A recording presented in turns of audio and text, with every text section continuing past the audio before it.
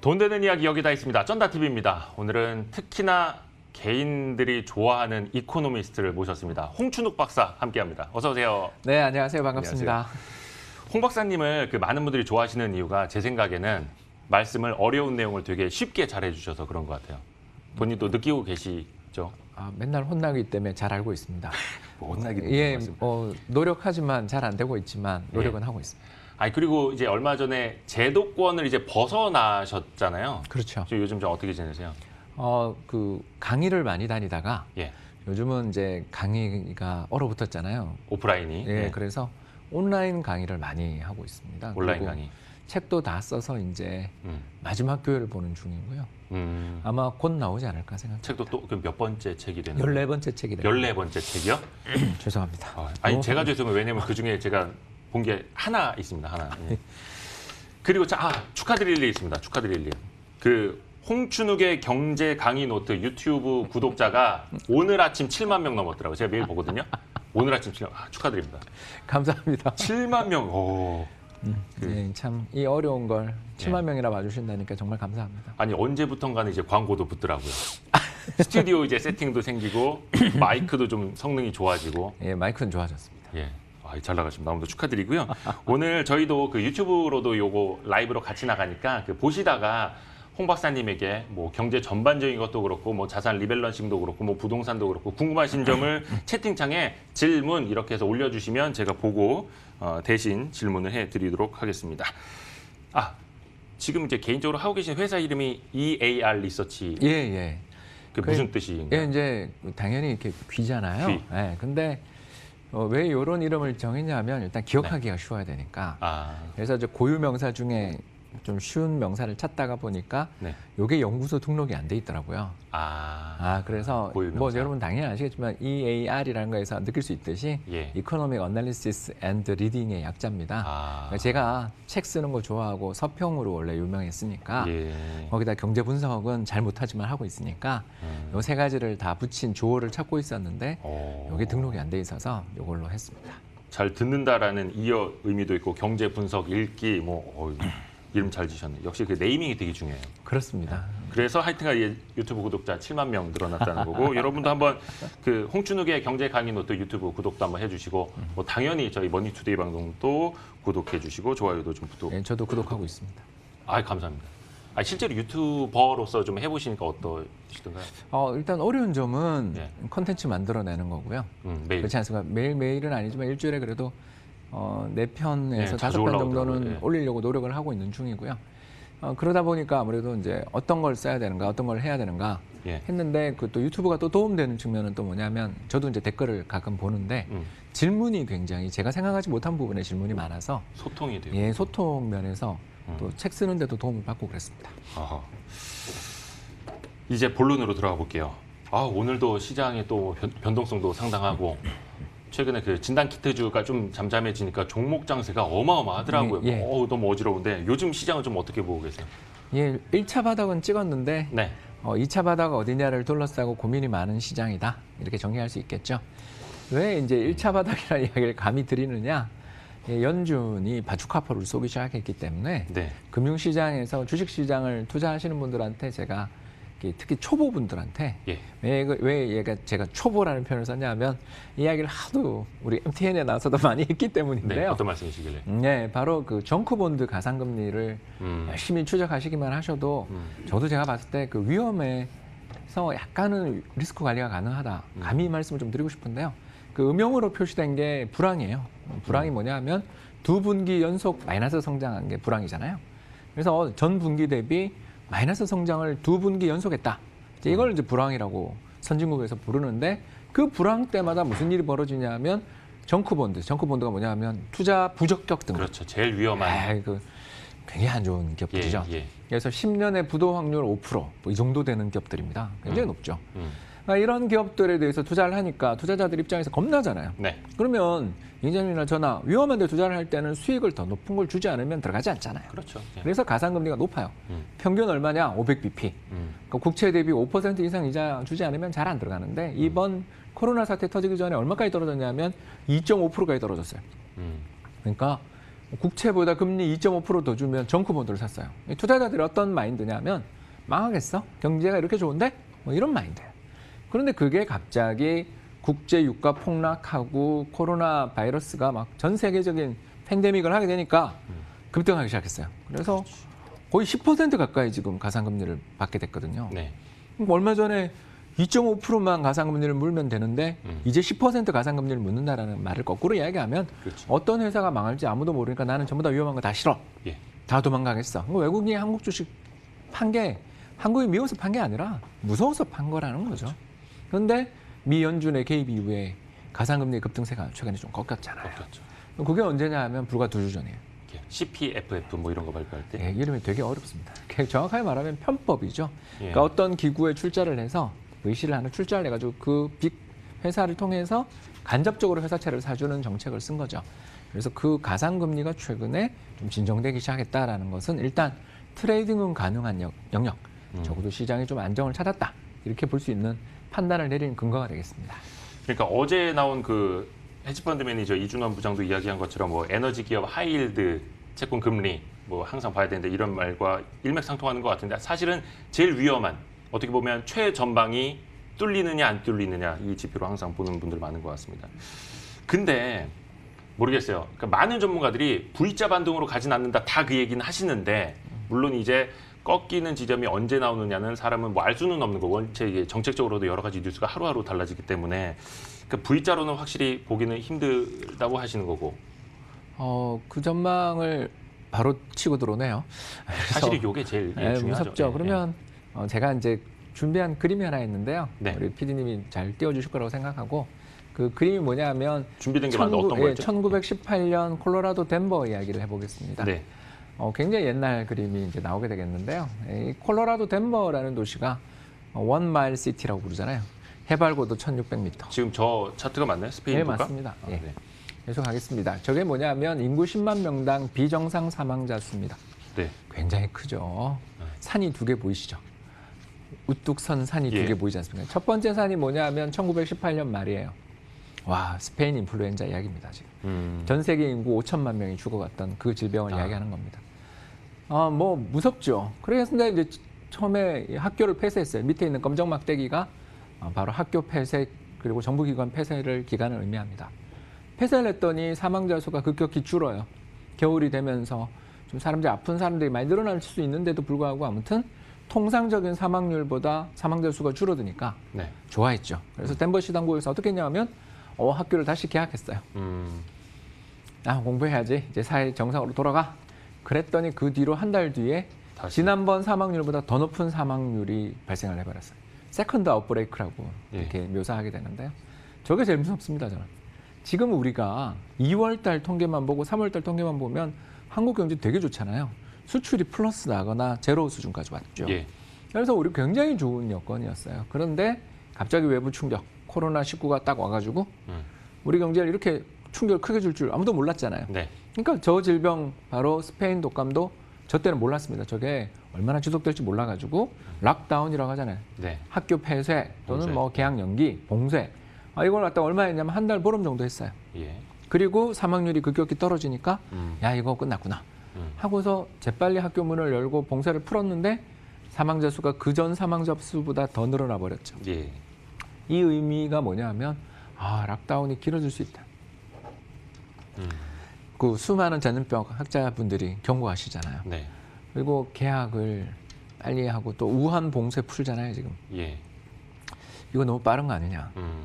한 달은 더 하자.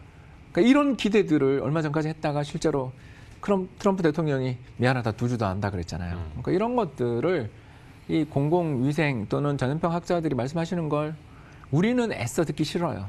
예. 왜냐하면 한 달 더 길어진다고 생각해 보세요. 경제가 어떤 꼴이 날지. 지금 2달 한 것도 괴로워 죽을 것 같은데 경제 진짜 자영업자들 사업하시는 분들 정말 큰일 난 것 같은데 여기서 만약 한 달을 더 한다. 2달을 더 한다라고 하면 우리 지금 V자 반등이라고 좋아하지만 2차 위기가 올 수 있죠. 어떤 위기냐? 이게 돈이 다 고갈됐어요. 예. 추가적인 공적 자금 또 투입하거나 재정 자금 투입하거나 양적 완화를 대규모로 더 해주며 정부가 어떻게든 국민들의 모든 생계를 유지하기 위해서 돈을 더 풀어야 되는데 이게 언제 끝날지 모른다라는 그런 걱정이 그렇죠. 들기 시작하면 금융시장이 다시 조정을 받을 수가 있죠. 그래서 이와 같은 우리가 과거의 역사적 교훈에서 얻을 수 있는 건 첫 번째, 락다운 함부로 풀면 안 된다. 그렇죠. 지금 싱가포르의 유치원 사태 보셨잖아요. 네. 그런 것처럼 락다운 함부로 풀면 안 된다. 그리고 두 번째, 락다운이 만에 하나 장기화된다 싶을 때 정부가 적극적으로 재정을 써서 어떻게 좀 표현이 심합니다만 예. 하루 벌어서 하루 먹고 사시는 분들 입장에서는 생명이 지금 걸린 문제잖아요. 이런 문제에 대해서 정부가 지금은 돈을 아낄 때가 아니다. 왜? 정부 말을 잘 들어서 망하게 생겼고 굶어 죽게 생겼다라면 정부가 책임을 져야죠. 그렇지 않습니까? 아니면 네. 다 나가서 사업하던가. 그 경제냐 보건이냐 사실 이건 선택의 문제라기보다는 그렇죠. 뭐 당연히 가야 할 길이기 때문에 경제는 조금 회복이 지연되더라도 보건을 위해서 락다운을 좀 더 길게 가져갈 수밖에 없는 상황이고 그래야만 세컨드 아웃브레이크를 좀 피할 수 있다라는 취지로 말씀을 좀 해주셨는데. 이건 이제 워스트 시나리오입니다. 이럴 수도 있다. 그렇죠. 뭐 사실 제일 중요한 건 코로나19가 빨리 종식되는 건데. 뭐 치료제 개발되면 그렇죠. 이 치료제 걱정하던 개발되고. 거 저희들 다 그때 그랬지 그럴 수도 있는데 예. 아직까지 뭐 일본에서 뭐 예를 들어 아비간이나 이런 여러 가지 제약 회사들이 나오는 효과 좋은 약들이 개발됐다라는 풍문들도 들리고 또 미국의 네네네. 모 바이오 기업이 만든 예. 그 약도 언제 얼마 안 남았습니다. 발표 곧 나와요. 이런 이야기 들리는데 이제 그럴 때마다 저는 주식을 쳐다보거든요. 그 회사 주가가 어떻게 움직이나를 항상 쳐보는데 별로 반응이 그렇게 아주 화끈하다고 보기는 어려운. 오르긴 올랐어도. 그런 걸 보면 투자자들 입장에서 이번 코로나19 사태에서 솔직히 저도 속았잖아요. 2월 초만 해도 이제 정상으로 복귀할 줄 알았잖아요. 그런 것처럼 사람들이 너무 이 처음 접해보는 낯선 질병에 대해서 충격을 너무 많이 받았기 때문에 아직 안도를 못하고 있는 그런 여건이라 이다 저다 딱 이렇게 단정 지으며 생각하기보단 아까 말씀드린 것처럼 정크본드 가상금리도 열심히 보고 예.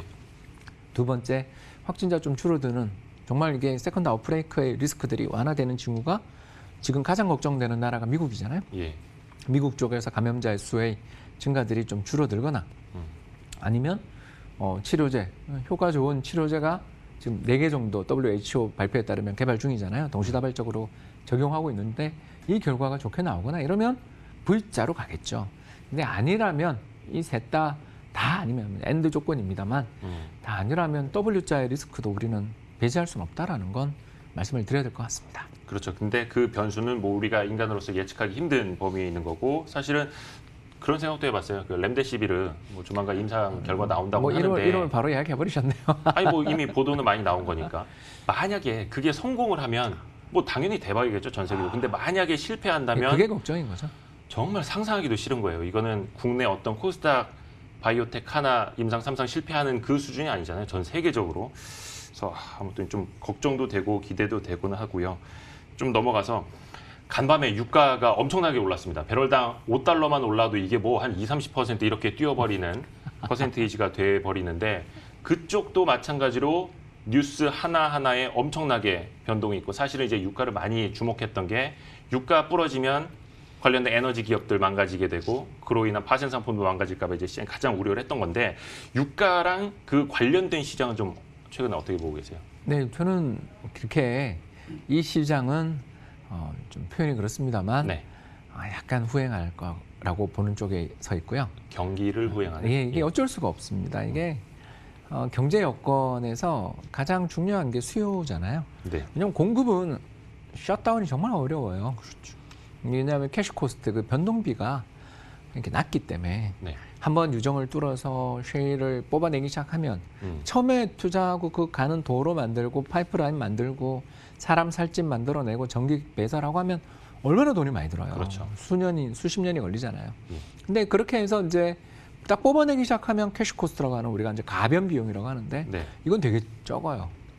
그렇기 때문에 유가가 웬만큼 떨어지지 않는 한 사실 그 유정을 가지고 있는 회사들 입장에서는 뽑아낼 만큼 뽑아내다가 결국 망하는 날이 와야 부채의 상환 리스크들 이런 것들이 터져야 스탑되거든요. 네. 그렇기 때문에 항상 공급 조절로 유가가 반등하는 경우들을 찾는 거는 장기간에 걸리는 일이고요. 예. 반대편 수요 쪽 단을 봐야 되거든요. 그걸 제일 잘 보여주는 그림을 제가 하나 준비해 왔습니다. 예. 바로 미국 달러와 국제 유가의 관계를 보여주는 그림인데요. 그림에 완전 데칼코마니가 하나 나와 있죠. 그러네요.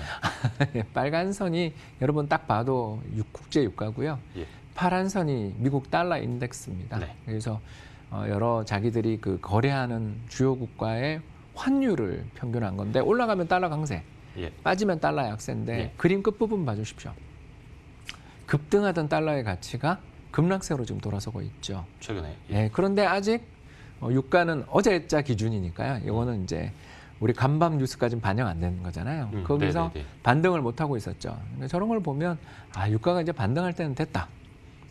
데칼코마니지 않습니까? 네. 완전 반대로 움직이죠. 그러니까 이런 달러가 약세로 돌아서며 비달러 자산에 대한 선호가 높아지는 시기에는 네. 유가 반등의 타이밍이 나온 거고 그래서 어제 트럼프 대통령 말을 사실 누가 믿겠습니까? 하루 1,400만 배럴 감산이라니 너무 규모 크잖아요.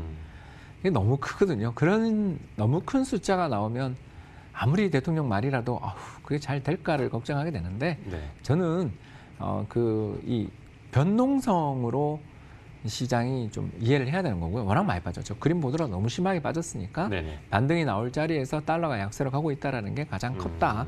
그리고 앞으로 그럼 쭉쭉 상승할 것이냐 그거는 제가 봐서 달러한테 물어봐야 되는 투자자들이 미국에서 돈을 저 푸는 게 글로벌 경제를 구원하고 더 나가서 미국의 달러가 약세를 보일 정도로 전 세계 돈들이 미국 달러에 모여들었던 돈이 다 다시 유출되는 그런 세상 정말 기대할 수 있는 최고의 시나리오잖아요. 그걸 너무 땡겼을 수도 있잖아요. 어제는.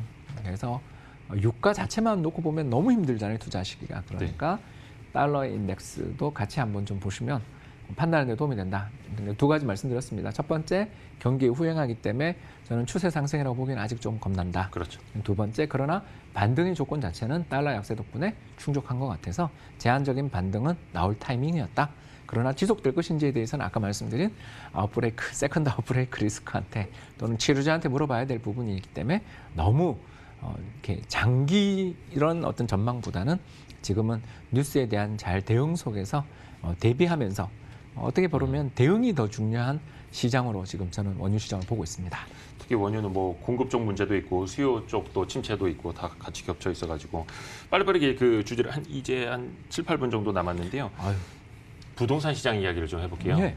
사실은 제가 박사님 유튜브 채널 보니까 연말 정도까지도 부동산 시장을 되게 좀 불리시하게 좀 긍정적으로 보시더라고요. 근데 이 코로나19 때문에 부동산 시장 역시 영향을 안 받을 수가 없잖아요. 최근의 전망은 좀 어떠신지? 네, 일단 지금 저는 주식이 더 좋아 보입니다. 지금은 주식이? 예, 작년 연말까지만 해도 뭐 방송 나가서도 그랬습니다만 예. 주식보다 부동산을 더 좋아했고요.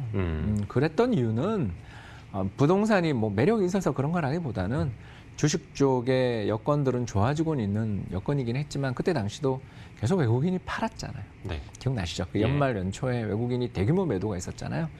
대규모 매도가 나타난 이유는 결국 달러 강세 아닙니까? 아까 방금 원유 이야기했던 것처럼 글로벌 투자자들이 달러 자산 좋아하고 있는 상황에서 주식 오르더라도 수출이 회복되면서 오르더라도 좀 탄력이 제약될 수 있을 때는 부동산이 더 낫다 이렇게 본 거고요. 지금 이제 조건이 달라진 게 두 가지가 달라졌죠. 첫 번째는 주가가 너무 많이 빠졌습니다. 예. 그래서 뭐 어디 그 자료를 보니까 배당 수익률 5% 넘는 종목이 100개가 넘는다. 이런 이야기 하잖아요. 예. 채권 금리가 0.75%인데. 예. 그럼 주식 사야죠. 그래서 배당을 앞으로도 잘 지급할 여력이 있느냐가 중요한 그 잣대를 가지고 투자를 해야 된다. 그리고 이제 두 번째 부동산 시장에서 저는 차별화 가능성이 이제 생겼다. 그러니까 3월달 그저께 나온 KB 부동산 통계를 봐도 0.8% 급등하잖아요. 이건 뭐 지금 전월 대비 0.8%예요. 그럼 연간 기준 10% 넘는다는 뜻이잖아요. 그 전국 기준이요? 예. 그러니까 이렇게 너무 급등하고 있어요. 그래서 부동산 시장은 이게 너무 불붙을 때는 좀 조심해야 되거든요. 그리고 더 나가서 이번 코로나19 바이러스 사태로 인해서 우리 경제에 가장 큰 타격을 받는 업종이 어디냐? 생각해보면 항공이죠.